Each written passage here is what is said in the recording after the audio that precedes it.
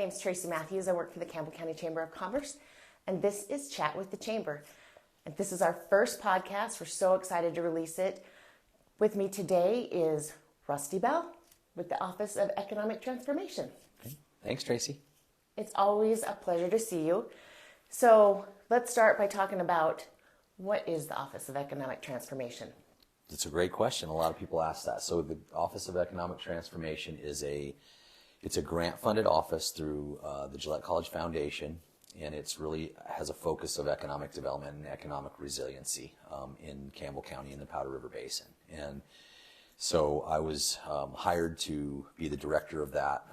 It's a contract to run this office. We hired a consultant to not reinvent the wheel on economic development strategic plans, but to review all the strategic plans that have been done over the past 20 years in northeastern Wyoming and even statewide, like in Dow and some of those larger ones.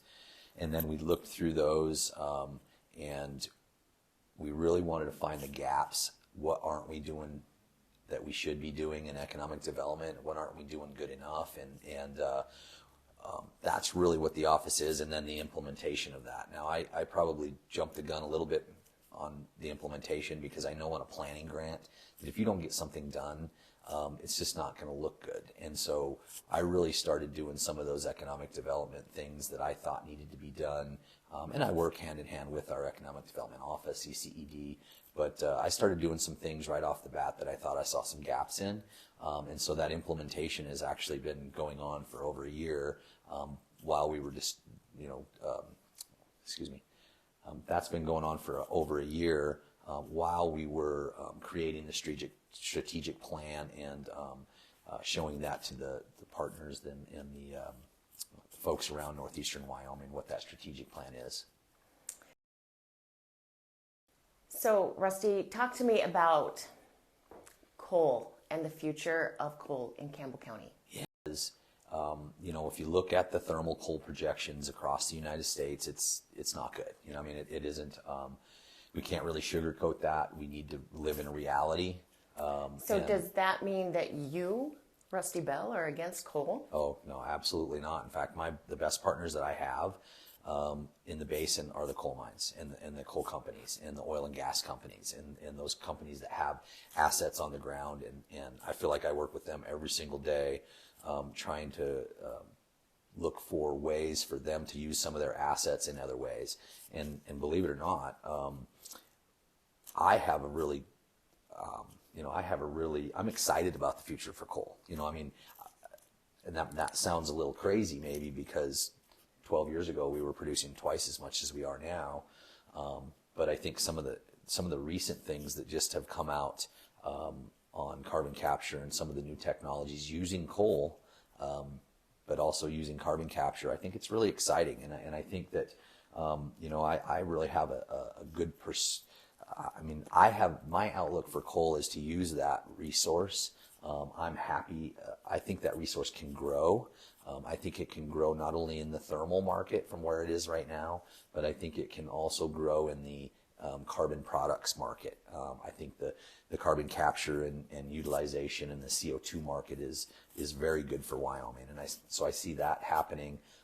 That has something to do with coal because coal is carbon. And so, I'm actually really excited about the future of Campbell County.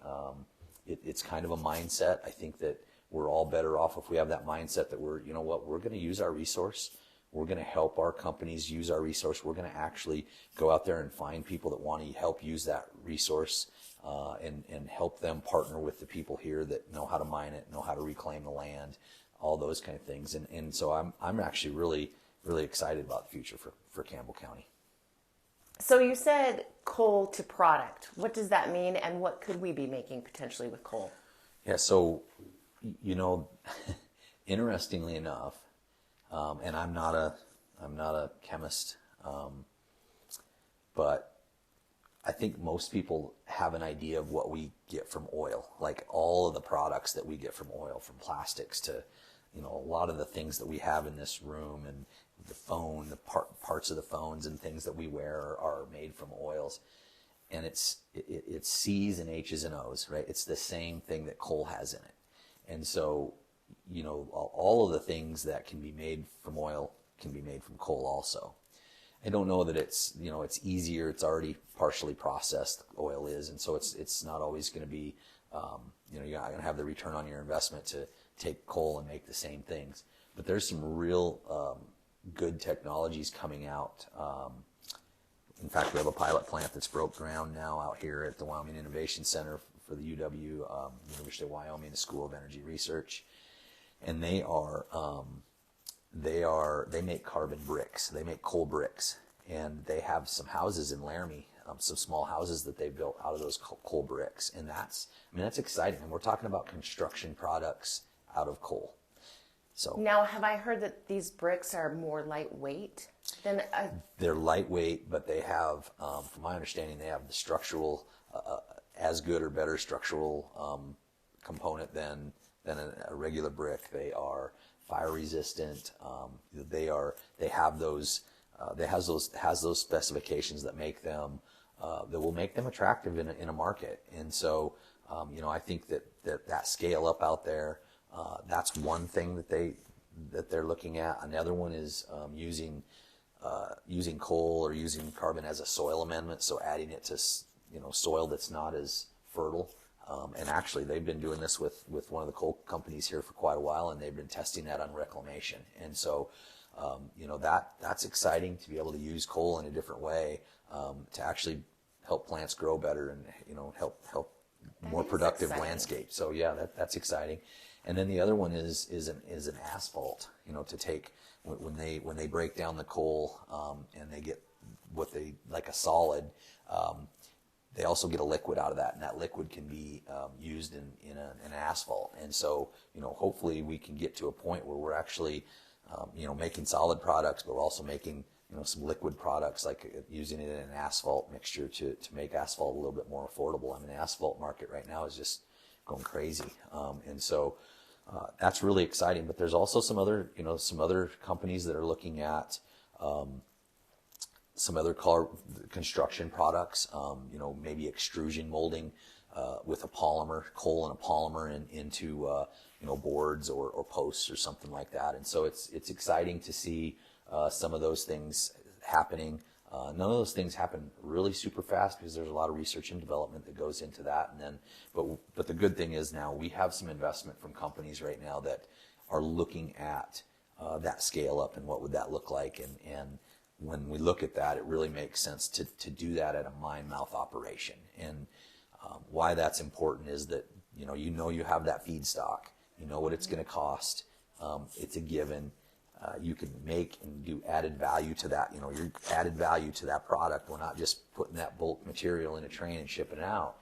We're adding value to that product, and instead of $10, $15 a ton, we're maybe selling that stuff more like by the pound or by the ounce, or and it's much more valuable. It creates more jobs, and that's a good thing. That's a really good thing. I can give one company that on added value. I'll talk about Atlas Carbon a little bit. Atlas Carbon creates activated carbon. It's used in filtering drinking water. It's used in filtration systems on power plants, things like that. My fish tank. Yeah, your fish tank, that's right. Life straws, when you go, it's got activated carbon in it, right? So we have Atlas Carbon here, and they use about, let's just say 50 or 60,000 tons a year, which is about what one miner in the basin right now produces himself, and that's one job, right? Atlas Carbon uses about that much coal, and they have 27 employees. And so that added value to that resource is a big deal, and it's a job creator, and it still allows us to use our resource in other ways. So it saves mining jobs and those service industry jobs and all those things. So carbon products we are the best place, in my opinion, the best place, probably not only in the United States, but in all of North America, to do a carbon products facility or multiple carbon products facilities. So do we have any of those companies in the works right now that you can openly talk about? So we had now, and I'll say yes, but I'll be a little bit careful on that because there are some of these that haven't announced yet. And I mean, we're working with them, have been working with them, some of them more than a year. And some of them are working with the research companies or research. Sometimes it's an academic, sometimes it's a national laboratory. But they're working with them, and until they acquire that IP and start that scale up, they're not going to announce. But they are working on it. They've been on the ground here. They know what we have to offer. They've had some conversations with coal companies. There was a company, Blue Sky Energy, that announced August of 2023 that they were going to have some lines open and operational in the Powder River Basin by the end of 2024. And that company is very aggressive. They want to be here. Good company, great ownership, good vision, and hopefully we see them successful and here, and I think we will. They've been on site here multiple times. There's a lot of communication back and forth. Their pilot plant right now is in Price, Utah. I've been down there to see that, and it's impressive, and they're on the right track. And so trying to help them every way we can is one of the goals. But there's probably coal to liquids and coal to products. There's, I would say, 5 to 10 companies that are just looking at that, whether in different stages of maybe development. And like I said, none of it happens fast enough for me.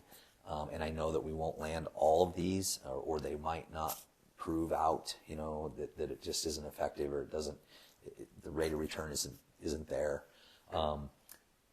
But if we land a couple of those, they're big. I mean, those are, I'm okay with singles and doubles, but those big companies like that are home runs. So nice. Yeah. So some of the things I've heard you talk about in the past are things like carbon sequestration. Sure. Can you talk a little bit about that? Yeah. So we're sitting at how much people know about the Integrated Test Center. I'm not sure, but the Integrated Test Center, which is bolted onto the side of Dry Fork Power Plant. It's a research center to test from a real live coal-fired power plant. They basically carve off a stream of the flue gas, and which is mostly CO2, or actually it's mostly water vapor, but there's some CO2 in there, and they can test their technology on taking that CO2 out of that flue gas and purifying it, compressing it probably, and getting it ready to store underground. Or they could use it in a product if they wanted. But most of the talk is around storage. And so, without getting into the global warming debate, the markets right now have decided that CO2 in the atmosphere is an issue. And so there's a lot of money in this the CO2 capture world. And right now we have, 2 companies out there right now, maybe 3.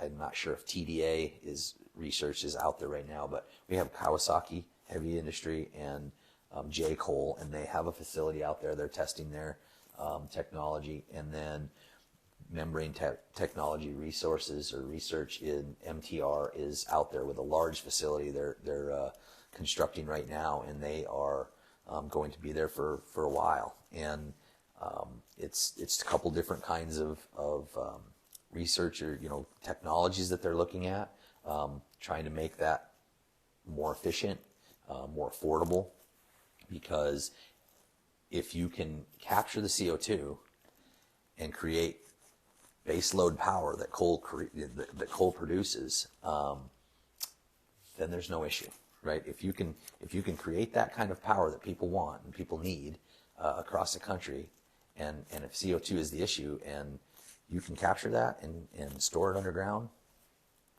great. It's a big deal. And Wyoming also has, we've got Class 6 primacy, which means we control our own pore space, which is where the CO2 would go. There's been a lot of studying done on Wyoming's pore space by the UW Geological Division, and they, Wyoming is a very good place to store CO2. So we have that kind of pore space. It can also be used in enhanced oil recovery. So we could actually use CO2 injected into oil fields and push more oil out, so we can get more production out of our oil fields. So you don't have to just put it underground and store it, although enhanced oil recovery is a form of storage. But we've also had some companies actually that are looking at a pure stream of CO2 for other things. Like, what other things can be made from CO2 besides CO2 we use in soda and different things like that, but lab-grown diamonds, things like that. So Interesting. Yeah. Interesting. Another thing I've heard you talk about in the several talks I've watched is rare earth minerals and what that means in Wyoming. Sure. So the rare earth elements and critical minerals, it's a big deal. We import virtually 100% of that from overseas, and the processing is all done over there. Even if we've mined it here, we've sent it over there for processing, and so it's exciting right now. I think we got rare earth resources in Upton is doing a large pilot plant to process rare earths out of some mining that's been done over in the Bear Lodge, and that's exciting. To have something like that happening in the United States is not only a national security issue, but it just makes sense. And so, I think not only is that happening in Upton, but one of the, and maybe back up just a little bit and talk about the Wyoming Innovation Center, not the Integrated Test Center, but the Wyoming Innovation Center is a scale-up facility that has been built by the Economic Development Energy Capital, and it's going to allow companies to come in, and that's where the pilot plant's going to be built for UW. But there's also a company there that National Energy Technology Labs are going to be there, and they're going to try to process rare earth elements out of the fly ash from the power plants. And so, it is, rare earths are, they're in every spoonful of dirt that we have in our backyard or anywhere, but they're in such small parts per million that it doesn't make sense to retrieve that. Well, what we have found is there's some, and I think there's a lot of news out there right now that there might be a big thing in Wheatland or over by Sheridan or certainly Bear Lodge. But what we also know is that those rare earths are at higher concentrations in that coal, or in that what we would normally call that waste stream above and below the coal seam, and that it's higher parts per million in those. So at some point, we may be mining some of this land again for rare earths. It's interesting, so there's some, that technology. Or like what we've already reclaimed? It's possible. It's possible. Interesting. So, we'll see, because in the meantime, while we're still mining coal, which, I think we're going to be mining coal for a long time, you could kind of get a double dip a little bit. You could get rare earths while you're mining the coal. So, well, and yeah. I've always thought that finding rare earth in the fly ash is such an interesting concept that the waste byproduct could almost be more valuable than the product that we're shipping out. It's pretty crazy. Like, we would be sifting through our trash, Yeah.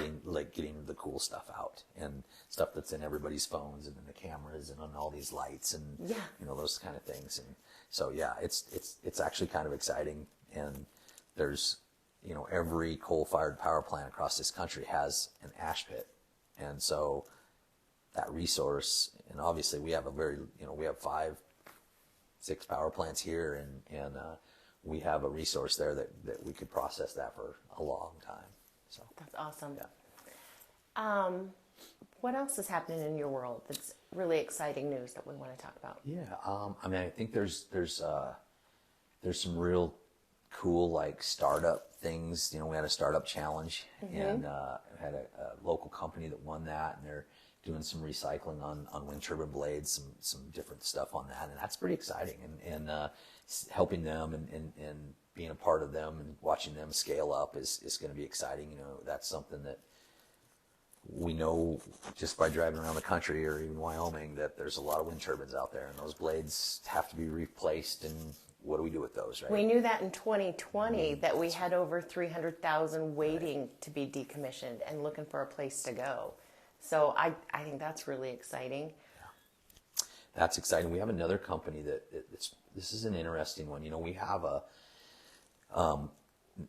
coal bed methane. Everybody knows about that infrastructure that we have in Campbell County, even though we've got less wells now, but we still have producing wells, and we have a couple companies. So one company, Cowboy Clean Fuels, is they're taking like a molasses and injecting that down into the hole and actually creating a green gas. But they're actually that's a biomass that actually CO2, right? So they're actually storing some biomass underneath the ground and getting, I don't know the whole dynamics of it and how it all works, but basically they're creating a green gas and extracting that green gas, and that green gas has a higher market. And then there's another company that is creating a natural gas, a methane gas basically from the air. So they're taking CO2 through direct air capture, taking CO2. They're using water. They're splitting water, and they're making CH4 methane out of the air and putting in. That's another interesting thing, and I think we talked about this a couple of years ago. But that direct air capture is another really interesting concept to me, knowing that we have storage facilities here in our community, to where almost like people that have private jets, they pay their fee for their emissions. Like, I think that's an opportunity. Yeah, I think from what I've seen from the outside investment and inside investment, it's exciting because we can be a part of that. Like, without even getting into, and I try not to get into the politics of global climate change and all that, because you can talk about that forever. And what I really try to focus on is where's the market going, who's investing in that, and then how can we develop that product or develop that and manufacture the parts and those kind of things here and do that here. And so that's really, it's exciting to know that Wyoming has a good policy structure for storing CO2. That makes us a good place to be the direct air capture place. And then we also have a lot of tertiary oil fields that could actually use some enhanced oil recovery, and you could use some of that CO2 in that production of oil. So, we're set up very nicely with some of the infrastructure that we have to be able to host some of those sites. Now, a lot of those direct air capture, they use a lot of energy, so they usually pull that energy, usually set up solar, because you don't want to, the idea is that you don't want to create as much CO2 as you're capturing. So they're actually going to, most of those the plan is to be off the grid, to be, either wind or solar. And so they're basically a solar field running a direct air capture unit is how that normally works. So it's interesting. I think there's one other thing too that is really exciting that's happening. We're being proactive on we're still mining coal, right? Mm-hmm. We have incredible companies here that are still producing America's energy, and great miners. All the service industries, it's great. But they're producing half as much coal as they were 12 years ago. That means some of that infrastructure that is out there in the Powder River Basin is not being used as much. And so what we have is really good partnerships with the companies, saying, hey, how can we take advantage of some of these sites that we have? We got really good power, we got really good water, we got rail, we got property. Can you help us look for some investors to do some other things with these sites? And we're really working on that. The Coal Creek infrastructure site is the one that we are working on now, and the Fort Union site that's already has Atlas Carbon and a couple other companies out there, and is home to the Wyoming Innovation Center. There's still some land to be developed out there with the rail and all that. So that's really good. Now we have another one in the southern part of the county that we're looking at developing some different things on that, trying to pull that out of that reclamation liability. That would make it more marketable to have other things come in there, And so really forging a new path on a way to do that. And so it's exciting. It saves your infrastructure and allows you to look at other things. And you have the companies actually on the same team. You have people like the Nature Conservancy saying, this is a great idea. We want to be part of the team. We would rather see you guys use those sites than tear up all those sites, plant it back to grass, and then tear up a brand new other site somewhere else. And it doesn't make sense, right? Let's figure out a way to use it. And so that we call it infrastructure reuse, and that's happening. There's a lot of conversation around that, and that's exciting. And that gives you an ability to leverage some real assets on the ground to investors that want to use that. So that's exciting.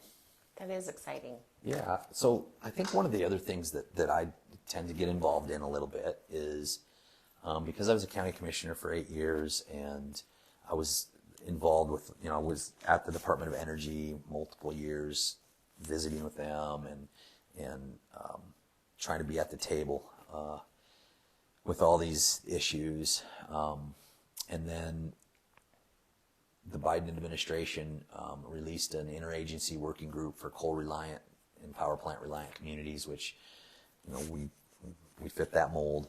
And so I've been at the table. And so one of the things I don't say no very often. And so when somebody wants me to come be on a panel, I do it. Whether it's a climate panel, whether it's a panel to talk about coal resilience communities or coal communities and what can help, I go be on the panel because I think it's important for them to hear from somebody from Campbell County that produces almost half of the nation's thermal coal, and that we are being proactive, and that some of these things that they're doing can help us, some of these things that they're doing can hurt us, and why, and that they really need to think about not only the communities that their policies may impact, but the people and the people in the communities. They need to think about that, and that we've powered America for 100 years. We have the coal companies, the coal, whether it's Appalachia, whether it's the Ohio River Valley, whether it's Illinois, whether it's Wyoming, coal has powered America to be what we are right now, and they shouldn't forget that, and they shouldn't forget the communities, and they shouldn't forget the people. And so you get to the other thing you do is I always tell them, you should come to Gillette. You should come here and we'll show you what our community is. We'll show you how we reclaim mines. It's not what you think, and we do it better. And our community is amazing because of what coal and what oil and gas has done for us. And you should come and see what it is, because our like I said, our community is top notch. We have things other places don't. We're proud of that. We're also proud that we power America. And so I really do enjoy getting to talk about our community and our region, whether it's a regional panel, whether it's a nationwide panel, or whether it's an international panel. I've gotten to do that quite a bit in the last year and a half, and have a few more things. I've been asked to be on a few different advisory boards this summer. And so I'm excited to do some of those things because, we get people to come here and invest in our area when you show them. And when you talk about it, then you invite them here, and it has been working. There's been a lot of people here looking at our area, and every time it has been good feedback. It really has. And that's exciting. I'm going to continue to do that. And I really think that's one of the ways that we can shine a spotlight on why our area is a really good place to be proactive in continuing that coal resiliency in the ways that we just talked about. Well, and I love this idea for you because it puts you at the table with decision makers that we don't have control over. Right. And even more importantly than the decision makers, what I've found is it puts you at the table, or at least on the map, with the investors. And they're like, wow, that place, yeah. They look it up, and then they're like, yeah, we want to be there. We want to come check it out. And that helps. We have some incredible in-town homegrown companies that are also expanding, which is awesome. and they're looking out 5-10 years into new things, and helping those companies is as important or even more important. But attracting that new money and that new growth and that new potential manufacturing and things like that, using our already existing assets that are on the ground, it's exciting. It really is, and it takes away some of the capex that some of those investors would maybe have to do. If you already have a substation and water wells, I mean, that's just that alone is a huge cost. I mean, so that's exciting. And being on that, being the one to be able to, I guess, recruit people to come here, I love it. I can pick and choose if I'd like, but I'm pretty open to everybody, and not everything's going to work. Not everybody's going to agree with what we're doing, but most of them, if they decide to come here, they have a pretty good idea that they want to check it out. I mean, that they're not naysayers, and they're doers. So that's awesome.